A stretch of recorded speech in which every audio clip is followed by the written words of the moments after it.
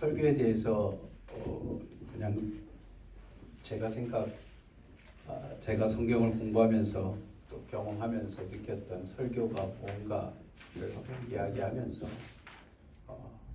또 오늘의 현실에 살짝 이렇게 빛을 비춰볼 수 있는 기회가 되면 좋겠습니다.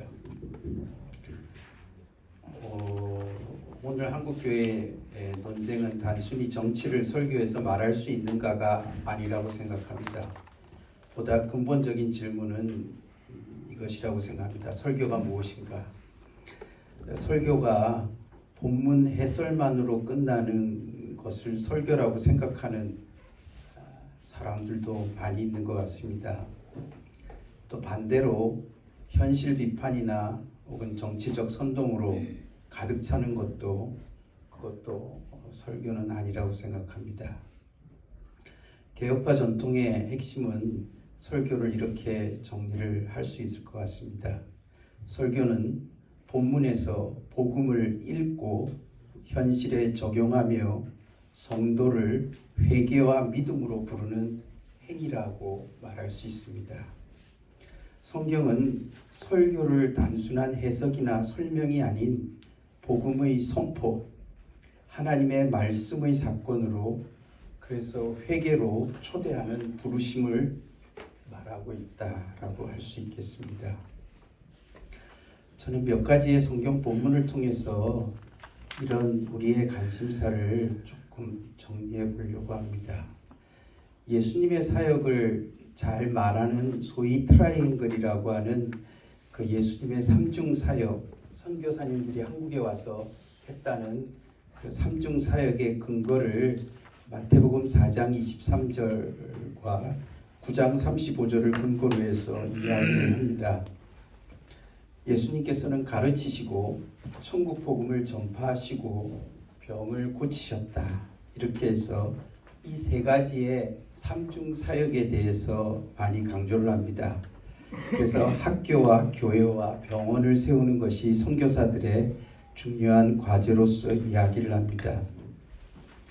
그런데 최근에 성경 해석은 이 삼중 사역을 동등하게 다루지 않습니다.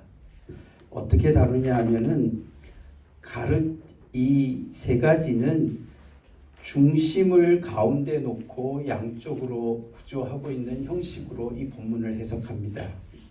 그것은 근거가 있는 이야기입니다. 왜냐하면 4장 23절에서 9장 35절은 예수님의 사역을 정리를 하는데 가르치는 내용도 예수님의 가르치는 내용도 성경에 있습니다. 그리고 병을 고치는 내용도 있습니다. 그렇지만 예수님이 전파하셨다는 내용은 없습니다. 그랬을 때에 전파한다라고 하는 이 케룩소라고 하는 캐리구마, 소위 설교를 이야기하는 그 설교의 근본이 되는 행위를 뭐가 설교냐, 예수님께서 전파하는 게 뭐냐를 말하는 것은 성경에는 없습니다. 그래서 이 본문은 어떻게 진행이 되느냐 하면 그 4장 23절에서 예수님의 사역을 소개를 하면서 5장부터 7장까지의 산산보훈을 처음과 마지막에서 뭐라고 얘기하냐면 예수님이 가르치기 시작했고 가르치시기를 마치더라 라고 끝이 납니다. 그리고 8장과 9장을 보면 예수님께서 질병을 고치시는 장면들을 주로 가득 채워 놓았습니다. 즉 예수님께서는 가르치시고 그 다음에 병을 고치셨습니다.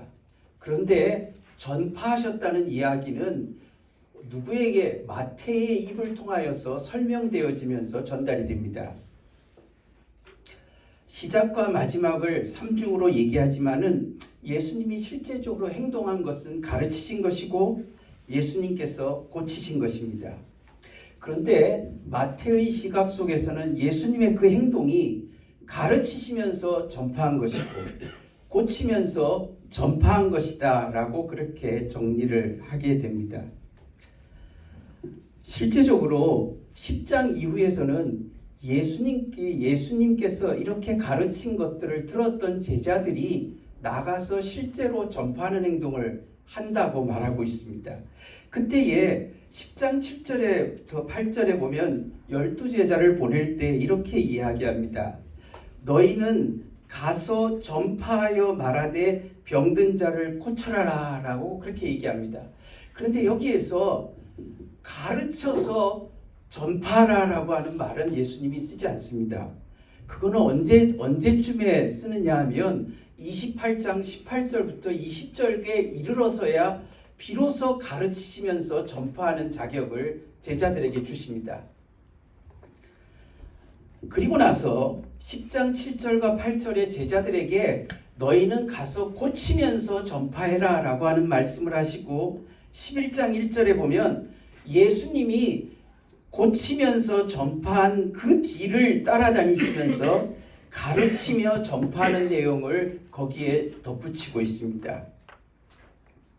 즉 제자들은 예수님의 죽으심과 부활을 경험하지 못했기 때문에 그것을 가르치면서 이해하고 전파할 수가 없었습니다. 전파의 중심이 뭐냐 하는 것을 제가 좀 나누려고 하는 것입니다. 전파, 소위 말하는 설교의 핵심이라고 하는 것은 예수 그리스도의 죽으심과 부활이라고 하는 것이 어떻게 가르치는 방식을 통해서 우리의 인식과 사고의 구조들을 바꾸어낼 수 있느냐 하는 것이며, 그리고 그런 것들이 전파의 능력을 통하여서 어떻게 현실의 문제들을 치유해내고 고칠 수 있느냐 하는 문제를 포괄하는 문제라는 것입니다. 사도행전 17장에 아레오바고의 설교가 나오는데 바울의 설교는 본문이 없는 설교를 어떻게 하느냐 하는 것을 우리에게 보여줍니다. 아레오바고의 설교는 아테네의 상황으로부터 시작합니다.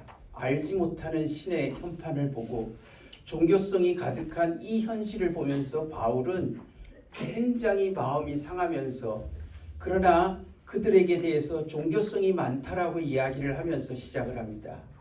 현실을 놓고 이야기를 합니다.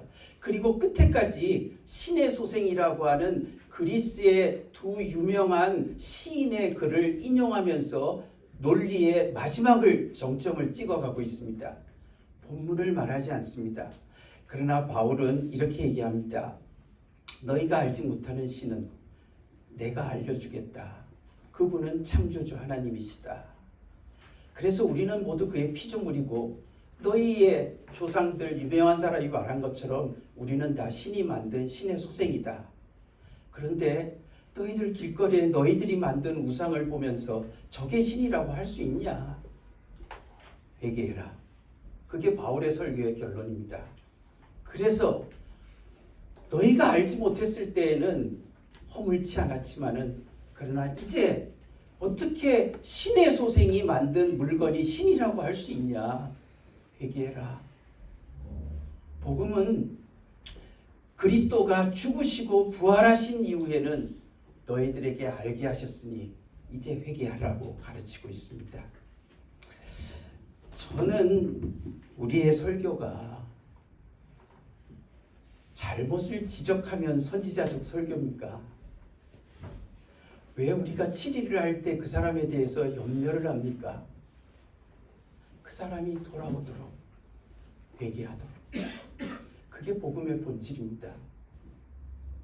저는 복음이 없는 설교, 복음만 말하면 그게 설교입니까? 이렇게 이야기하는 것은 아무 의미 없는 소리를 하고 있는 겁니다. 지금 여기 와서 그런 소리 하면 안 되는 거 아닙니까?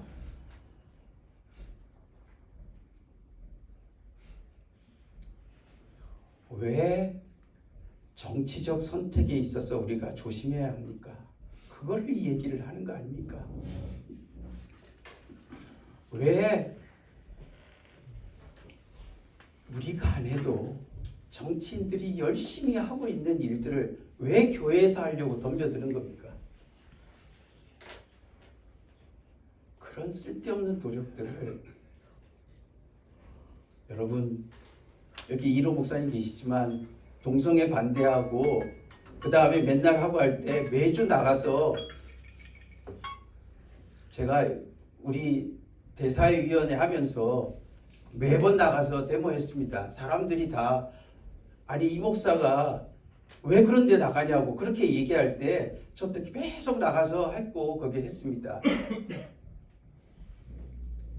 그러나 그 발걸음이 한 걸음도 옮겨져서 지금 이렇게 되는 것은 저는 옳지 않다고 생각합니다. 설교는 현실을 말할 수 있습니다. 사회적 죄를 지적할 수도 있습니다. 정치적 문제에 대해서 성경적 관점을 제시할 수도 있습니다. 그러나 그 모든 것은 복음을 선포하고 회개로 부르기 위한 전제입니다. 복음 없이 현실만 말하면 그것은 연설이고 복음 없이 분노만 말하면 그것은 정치적 강연입니다. 설교는 본문의 복음을 열어서 현실을 해석하고 성도를 하나님 앞에 세우는 회개로의 초대입니다. 마태의 3중 사역은 전파가 중심임을 보여주고 아레오바고의 설교도 현실 비판이 아니라 회개와 복음으로 완성되어지고 그것을 바울은 디모데후서 4장 2절에서 말씀을 전파하는 행위라고 규제를 하고 있습니다. 이 정도 하겠습니다.